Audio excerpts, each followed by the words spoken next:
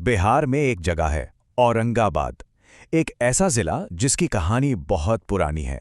यहाँ एक तरफ तो प्राचीन मगध साम्राज्य की गूंज सुनाई देती है, तो दूसरी तरफ एक नए भविष्य की उम्मीद भी जग रही है। तो चलिए आज इसी अनोखी जगह के सफर पर निकलते हैं। और औरंगाबाद की सबसे बड़ी पहचान, इसकी सबसे बड़ी शक्ति, वो है यहाँ का विश्व प्रसिद्ध देव सूर्य मंदिर। यही वो चीज़ है जो इसे पूरे भारत में एक बहुत ही खास जगह दिलाती है। अच्छा, तो इस सफर में हम देखने क्या वाले हैं? सबसे पहले बात करेंगे सूर्यदेव की इस भूमि की, फिर चलेंगे इसके इतिहास की गहराइयों में। वहां से निकलकर यहाँ की संस्कृति को समझेंगे, जानेंगे कि सोन नदी यहाँ के लिए वरदान कैसे है, और आखिर में देखेंगे कि भविष्य में औरंगाबाद के लिए क्या संभावनाएं हैं। तो चलिए औरंगाबाद की कहानी की शुरुआत करते हैं उसकी सबसे बड़ी पहचान से, यानी यहाँ की गहरी आध्यात्मिक जड़ों से।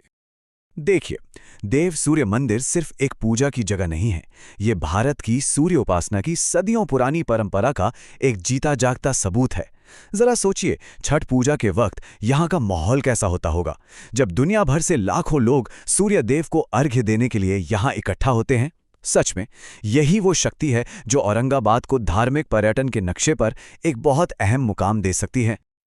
लेकिन सवाल ये है कि ये आध्यात्मिक जड़ें इतनी गहरी क्यों हैं? इसका जवाब हमें मिलता है औरंगाबाद के इतिहास में, जो हमें कई सदियां पीछे ले जाता है। तो इस जिले का नाम औरंगाबाद कैसे पड़ा? ये कहानी हमें मुगल दौर में ले जाती है। इसका नाम मुगल सम्राट औरंगजेब ने रखा था।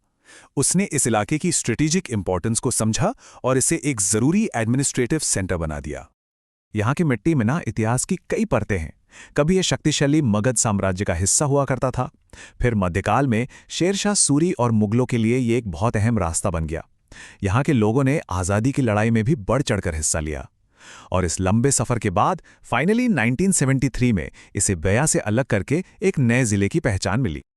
हाल के दशकों की बात करें तो इस इलाके ने नक्सलवाद जैसी मुश्किल चुनौती का भी सामना किया है, लेकिन सबसे अच्छी बात यह है कि आज औरंगाबाद उस मुश्किल दौर से काफ़ी आगे निकल चुका है और एक बार फिर शांति और विकास की राह पर चल पड़ा है। चलिए इतिहास की गलियों से निकलकर अब बात करते हैं यहाँ के लोगों की और उनकी जिंदा दिल संस्कृति की, जो इस जिले को उसका असली रंग देती है।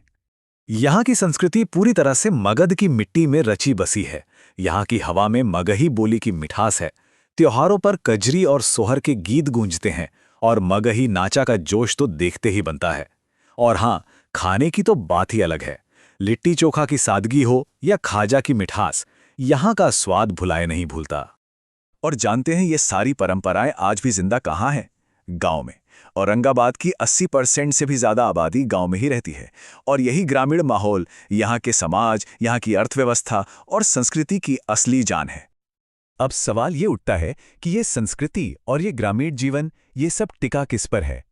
तो इसका जवाब है यहाँ की जमीन, यहाँ का भूगोल, और इन सब में सबसे ऊपर है जीवन देने वाली सोन नदी। यहाँ का मौसम थोड़ा एक्सट्रीम है, मतलब गर्मियों में पारा 44 डिग्री सेल्सियस तक पहुंच जाता है, तो सर्दियों में 6 डिग्री तक गिर जाता है, और ये मौसम यहाँ के रहन सहन और खेतीबाड़ी दोनों पर गहरा असर डालता है।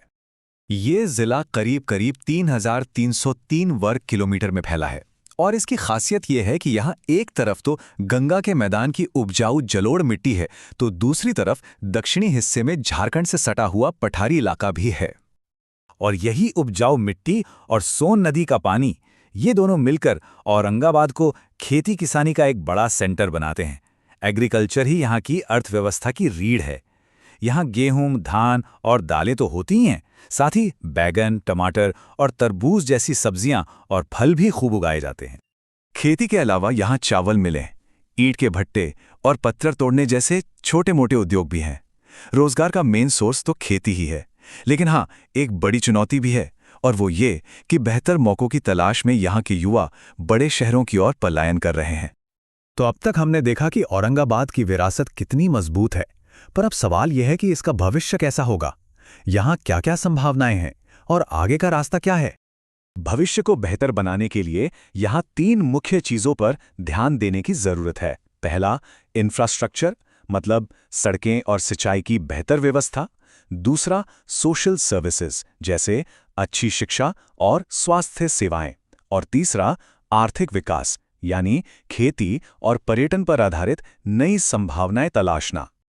तो कुल मिला के अगर औरंगाबाद को एक लाइन में समझना हो तो वो यही है कि ये इतिहास, संस्कृति और गहरी धार्मिक आस्था का एक अद्भुत संगम है, और आगे का रास्ता इन्हीं मजबूत पिलर्स पर टिका है। जरा सोचिए, अगर देव सूर्य मंदिर को केंद्र बनाकर टूरिज्म को और बढ़ावा दिया जाए, खेती पर आधारित नए उद्योग लगें, शिक्षा और स्वास्थ्य की सुविधाएं इतनी अच्छी हों कि युवाओं को बाहर ही न जाना पड़े, और सोन नदी पर वाटर टूरिज्म शुरू हो जाए, तो ये सब मिलकर औरंगाबाद की तकदीर बदल सकते हैं। तो आखिर में एक ही सवाल बचता है, इतिहास, धर्म और कृषि की ये तिकड़ी, ये संगम औरंगाबाद को आने वाले कल में किस मुकाम पर ले जाएगा? जवाब तो खैर भविष्य ही देगा, लेकिन इतना तय है कि इसकी नींव बहुत मजबूत है। हमारे साथ बने रहने के लिए चैनल को सब्सक्राइब करना ना भूलें। अब अगले विश्लेषण में मिलते हैं।